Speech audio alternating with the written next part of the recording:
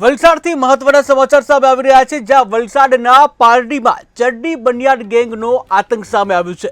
જ્યાં પારડીના કોટલાવમાં ત્રાટકી ચડ્ડી બનિયાન ગેંગ કે જ્યાં ઘરમાં ઘૂસી સોનાના દાગીના અને રોકડની ચોરી કરી। ત્યારે ભંડારી પરિવાર રાત્રે ઘરના બાળે સૂતો હતો, જ્યાં 3 જેટલા તસ્કરો દરવાજાનું લોક તોડી અંદર ઘૂસ્યા। ત્યારે કબાટમાં મૂકેલા સોનાની ચેન, વીંટી, પેન્ડલની ચોરી કરી, જ્યાં રોકડ રકમ અને દાગીનાની ચોરી કરી ફરાર થઈ ગયા।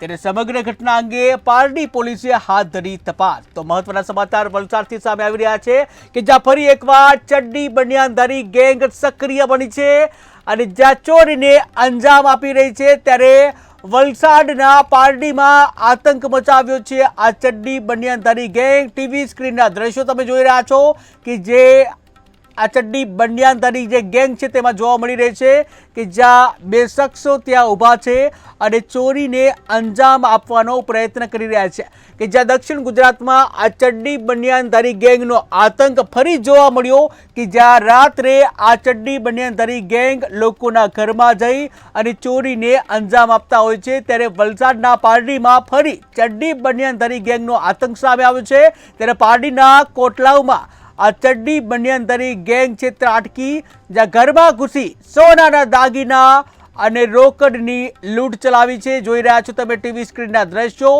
કે જ્યાં ચડ્ડી બનિયાનધારી ગેંગ કે જ્યાં ચડ્ડી અને બનિયાન પહેરી આ ટોળકી લૂંટને અંજામ આપતા હોય છે।